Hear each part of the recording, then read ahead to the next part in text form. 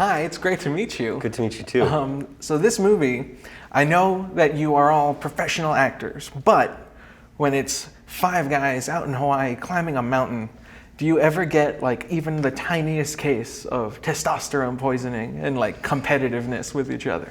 I think that we were all a little concerned that that was gonna be the case. You see a movie like this, but the fact is that ultimately this is a brotherhood, and we're on a mission together, and we function as a unit. So it really didn't make any narrative sense to compete with one another, and we all seem to be on the same page in terms of that. And I think individually, our characters are lean a little bit more towards generosity than competitiveness. But I could tell there was a trepidation when we all kind of got together, and then after the first day of being on a shooting range in the Sierra Nevadas, literally the first time that we were together as a cast, the 5 of us, excluding the incredible Adrián Jona, we all kind of texted each other and we were like, oh, this is going to be good, because everyone was just like so chill and ready to just kind of support one another. Garrett was telling me about, we're very close now, so I call him by his first name. Of course, just call him G. Was telling me about having to take swimming lessons. And he said that it was more Swimming fun than he lessons was with a expecting. mule. I suppose, could you tell us a little bit about that? Well, I didn't need swimming lessons. And so we had to rehearse what it meant to drive a truck into the water or jump out of it with a body bag and and swim towards a raft while being shot at. But the swimming lessons, or getting into a pool with mules and swimming across the pool with a large animal. But the swimming lessons I skipped.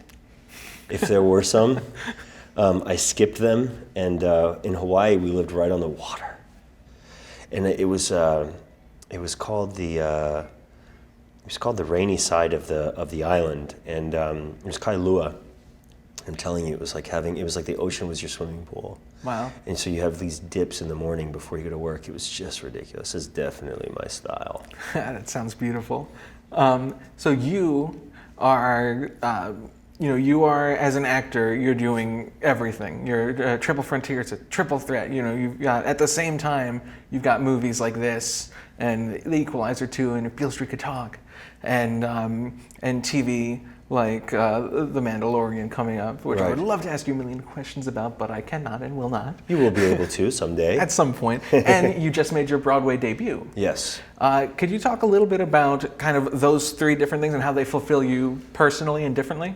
So I know Oscar because I did my first play with him in New York 14 years ago. Not my first play, but my first professional, like under equity contract off-Broadway show in New York with Oscar Isaac. So he and I both come from theater, and that isn't out of an ideology. It's just the training, what training leads to, and where you get stuck, And so as a fan, as a watcher, I grew up watching movies and cable television, and then as training and the beginnings of my career, it was theater, a lot of theater. I'm only having my Broadway debut now because I can't sing for the life of me, and had I been able to, maybe I would have been on a Broadway stage earlier by being cast in a musical. But anyway, so the idea for me to work within the 3 mediums of television, film, and theater is the only way I understand how to do this. Theater is home. Film is the dream, and TV is my entertainment.